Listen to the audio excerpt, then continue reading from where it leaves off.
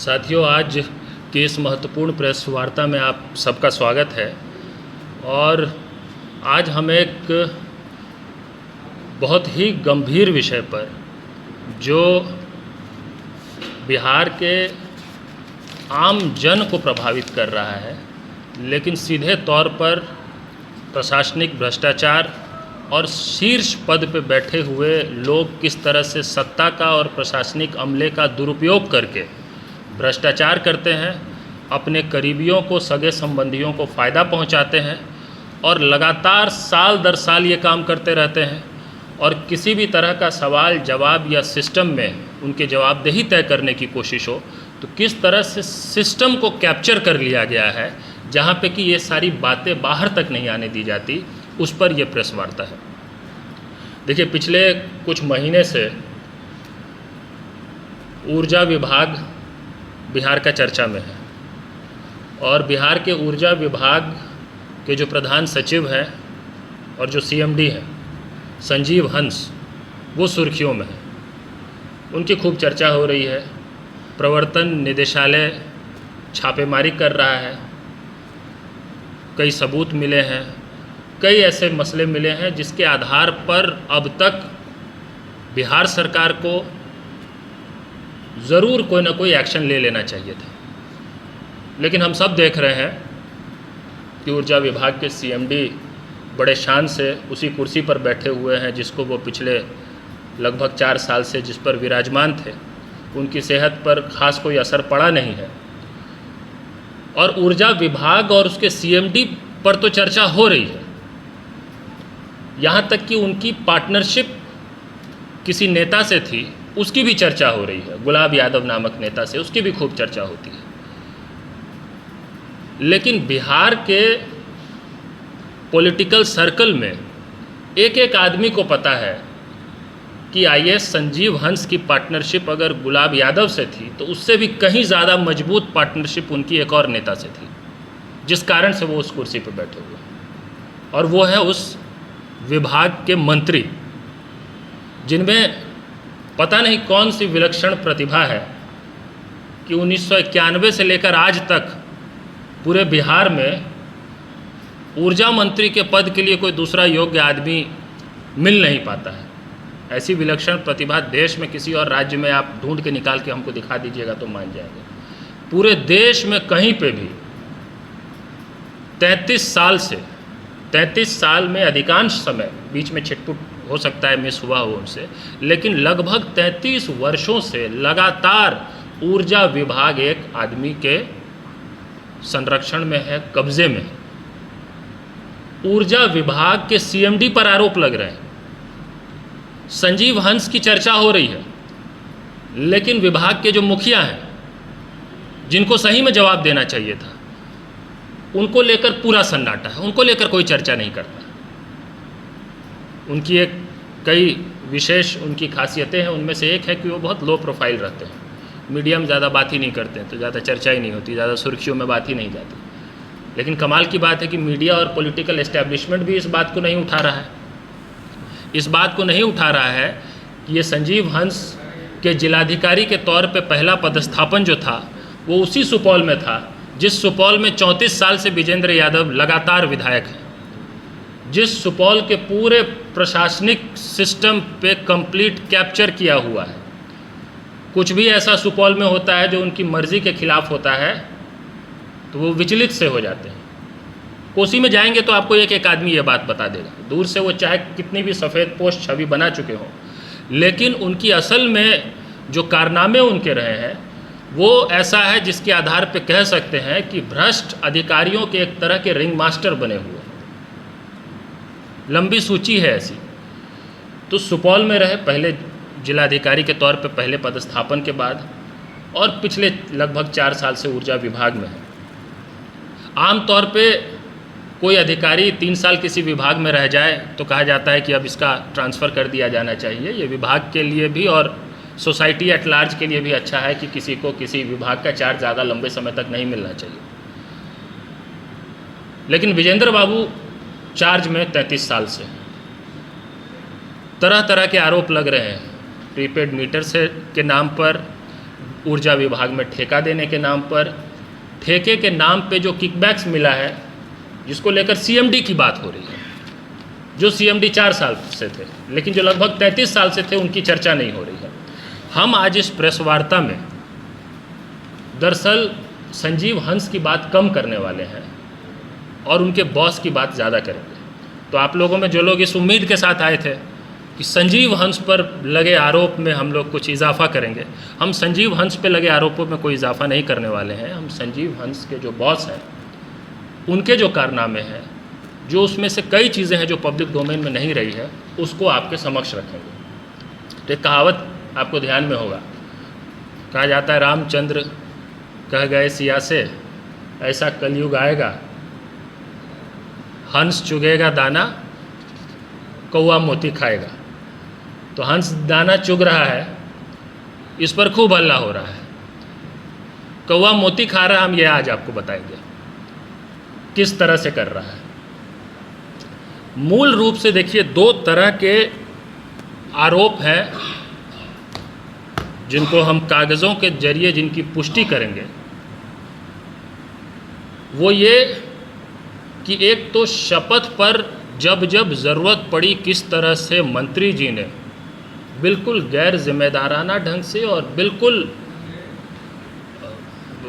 बिल्कुल उसको आपराधिक ढंग से शपथ पर झूठ बोला, और दूसरा कि किस तरह से उनके जो सबसे करीबी लोग रहे, वो चाहे उनके पीए हों, जो लंबे समय से जो सरकारी पीए रहे और रिटायर होने के बाद प्राइवेट तौर पे उनके असिस्टेंट हो गए, उनकी डीलिंग्स, जो उनके काम को, उनके राजपाट को जानते हैं, उनको पता है कि उनका पीए जो है वो सिर्फ पीए नहीं है, उनके सगे संबंधी, उनके बेटे के रिश्तेदार, उनके समधी के बेटे, किस किस ढंग से कहाँ कहाँ पे प्रशासन का दुरुपयोग और सत्ता का दुरुपयोग करके भ्रष्टाचार किया गया है, फ़ायदा पहुंचाने की कोशिश हुई है, ये सब हम आपके समक्ष आज रखेंगे।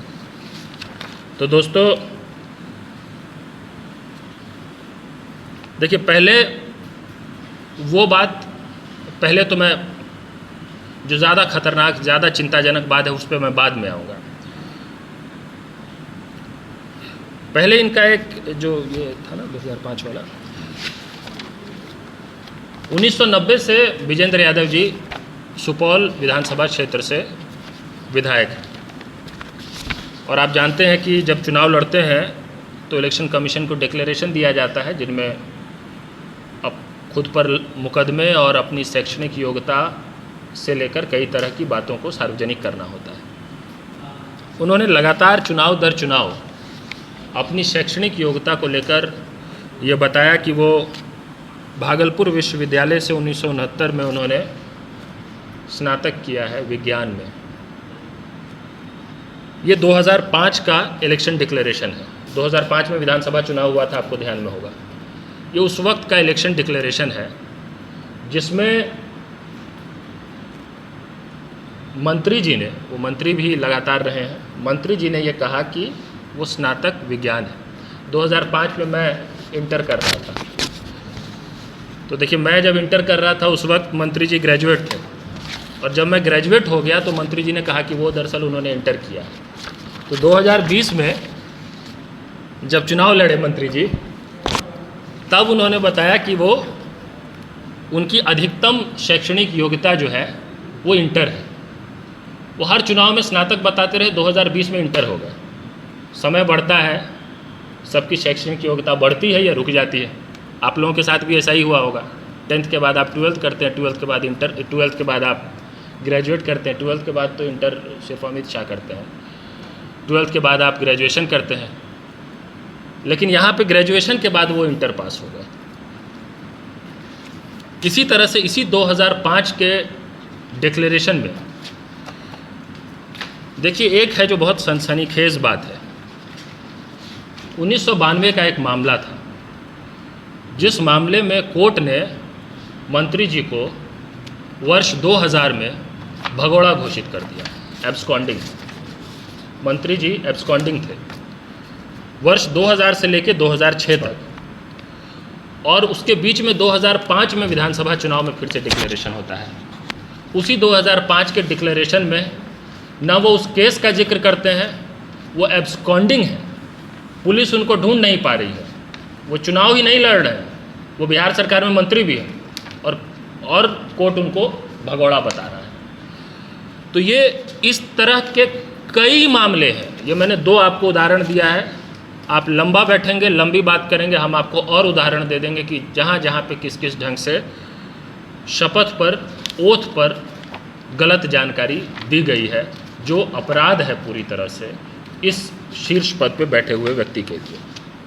अब जो इससे ज़्यादा चिंताजनक और जो भ्रष्टाचार का मामला है, अभी तक तो हल्का मामला मैं कह रहा था, इसकी तुलना भ्रष्टाचार की, तो ये कोई हल्का मामला नहीं है जो अभी तक हमने कहा। इतने भर में तो बड़े से बड़े नेता जेल में होते हैं। वो ये है, और उसमें बीच मुझे लगता है अनिल जी हैं हमारे साथ, सॉरी मैं आप परिचय नहीं करा पाया। अनिल कुमार सिंह है जो बिहार के जाने माने आरटीआई एक्टिविस्ट हैं, कोसी भ्रष्टाचार मुक्त कोसी जागरूकता अभियान के संयोजक हैं। मेरी बाईं तरफ गोविंद मिश्रा जी हैं जो युवा हल्ला बोल आंदोलन के कार्यकारी अध्यक्ष हैं। और इस पूरे मामले को अनिल जी विजेंद्र यादव के भ्रष्टाचार के खिलाफ और प्रशासनिक अमले के सत्ता के दुरुपयोग के खिलाफ कोई कुछ महीनों से, कुछ दिनों से नहीं, कई सालों से लड़ रहे हैं और लड़ने का खामियाजा भुगता है इन्होंने। कोई भी जो लड़ता है उनसे उसको खामियाजा भुगतना पड़ता है। खामियाजा ये भुगता है कि इनको गलत ढंग से गलत आरोप बना के जेल में डाला गया 2-2 मौक़ों पे, बस इस चाहत में कि ये सामने आके झुक जाए हमारे सामने तो सब कुछ ठीक हो जाएगा, हमारे हिसाब से चलने लग जाए। लेकिन ये झुके नहीं तो खामियाजा तो भुगतना पड़ेगा। आप जब ताकतवर लोगों के सामने झुकेंगे नहीं, अपनी बात को ईमानदारी से कहते रहेंगे तो।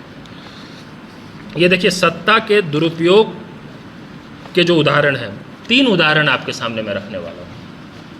भ्रष्टाचार के, मंत्री जी के भ्रष्टाचार के, मंत्री जी के परिवार के निकटतम करीबियों के भ्रष्टाचार के।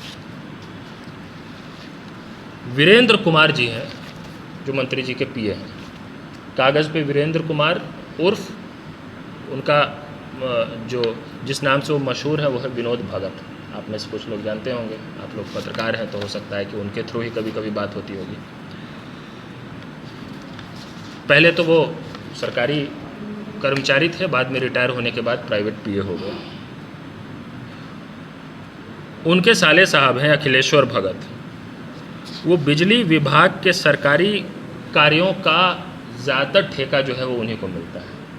आप 33 साल से मंत्री हैं और आप जिस विभाग के मंत्री हैं उस विभाग के सरकारी कार्यों का अधिकतर ठेका जो है वो साले साहब को मिल रहा है।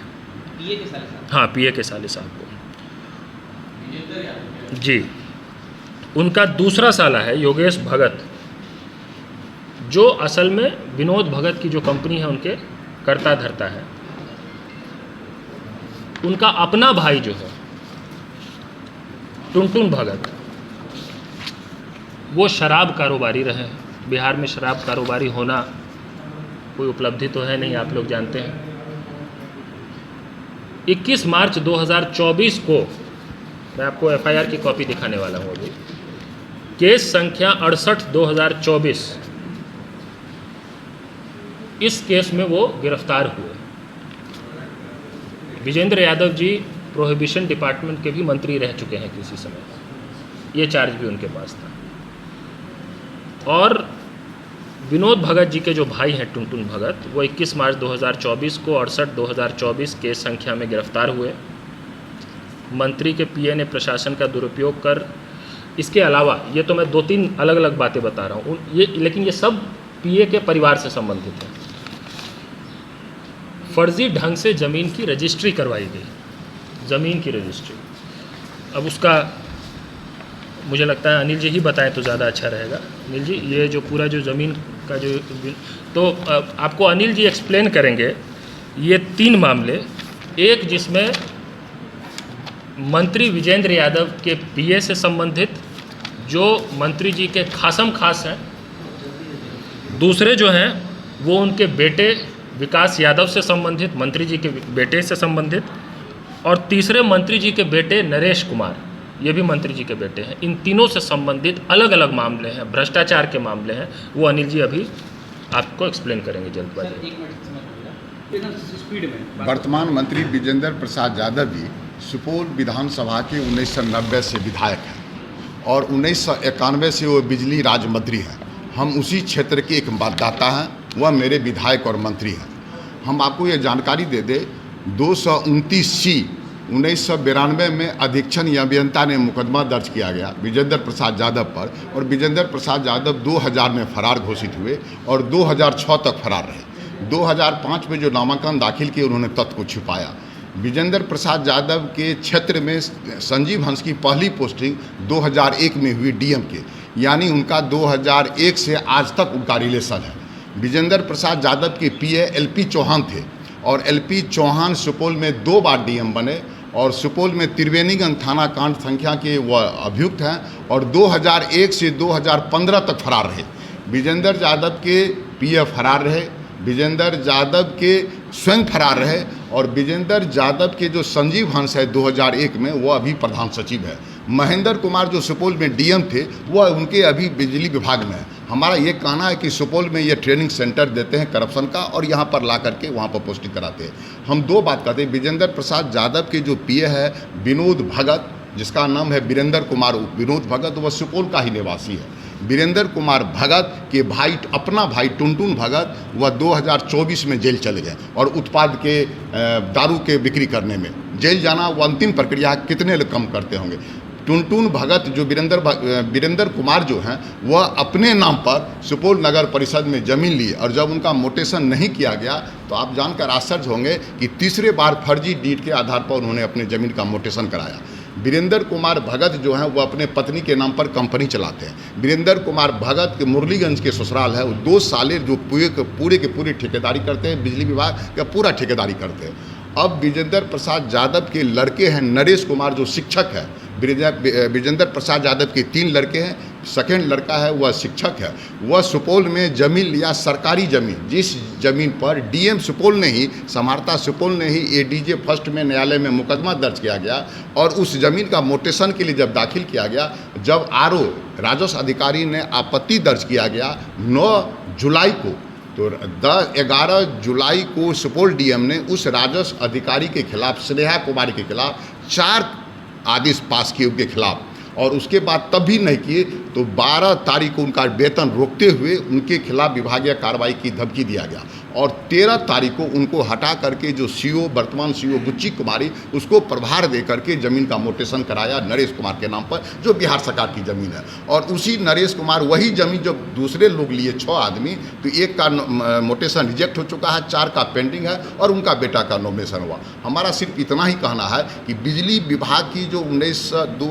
1991 से जो है, हर बिजली विभाग की जांच सीबीआई से होनी चाहिए, क्योंकि 91 से लेकर के आज तक 33 इस वर्ष तक है। और बिजली जो स्मार्ट मीटर का जो भी चल रहा खेल, स्मार्ट मीटर भी चल रहा है और पुराना मीटर भी चल रहा है। ये बिजली विभाग को सिस्टम को हाईजैक किए हैं। इनके जो डायरेक्टर है, प्रोजेक्ट डायरेक्टर, इनके सगे संबंधी हैं, इनके स्वजातीय हैं। इनका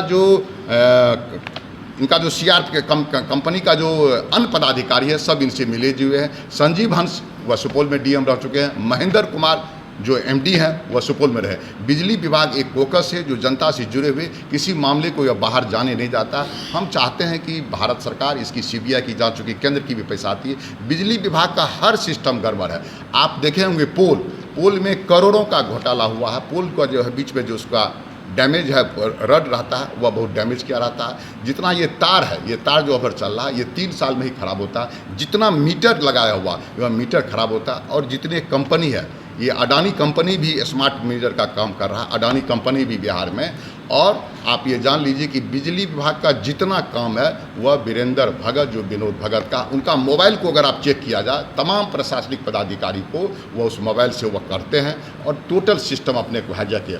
विजेंद्र प्रसाद के लड़के जो है विकास कुमार, सबसे छोटा लड़का विकास कुमार का साला है प्रकाश कुमार, 4 साल में 500 करोड़ रुपये का काम कर रहा है।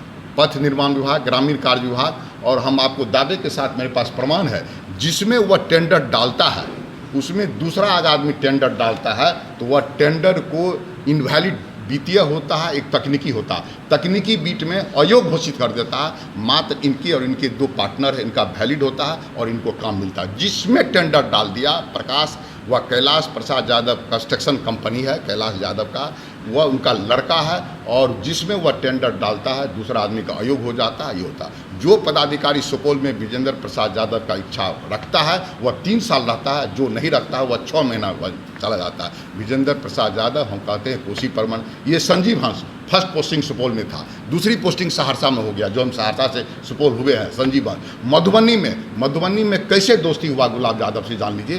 2012 में 3 साल तक मधुबनी में संजीव हंस डीएम रहे, मधुबनी में संजीव हंस डीएम रहे, सहरसा में संजीव हंस डीएम रहे, सुपौल में। यह कोसी को संजीव हंस के मार्फत से इन्होंने टोटल चीज़ वह सिस्टम को हाईजैक कर लिया है। और हम इतना ही कहेंगे कि भारत सरकार इसकी जांच सीबीआई से करे। इनके जितने सगे संबंधी हैं, इनके सटा वह करोड़पति हटा, और जो विरोध किया वह जेल जाएगा। यही है विजेंद्र प्रसाद यादव का डेफिनेशन। ये जब 2000 में आए थे, ये खाकपति थे। इनके नॉमिनेशन में आप देख लीजिएगा, मात्र इसको लाख रुपया संपत्ति था, और अभी विजेंद्र प्रसाद यादव के पास करोड़ों की संपत्ति है। विजेंद्र यादव का कोई बेटा, एक बेटा बेरोजगार है जो गांव में रहता है, दूसरा तीसरा बेटा बेरोजगार है, मात्र एक बेटा और पुत्र नियोजित शिक्षक है। विजेंद्र प्रसाद यादव की आर्थिक स्थिति यही, कोई गजेटेड अफसर उनके परिवार में नहीं। विजेंद्र प्रसाद यादव के पिताजी किसान थे, विजेंद्र प्रसाद यादव स्वयं किसान थे। विजेंद्र यादव को वेतन के अलावा कुछ नहीं मिलता है, एक फ्रीडम फाइटर का पैसा मिलता है। विजेंद्र यादव के 3 लड़के हैं, तीनों लड़के बेरोजगार हैं। एक सिर्फ द्वितीय लड़का जो है नरेश कुमार, वह नियोजित शिक्षक है। यही विजेंद्र प्रसाद की आर्थिक स्थिति है, लेकिन मंत्री के पद का दुरुपयोग करके उन्होंने करोड़ों अरबों में कमाया।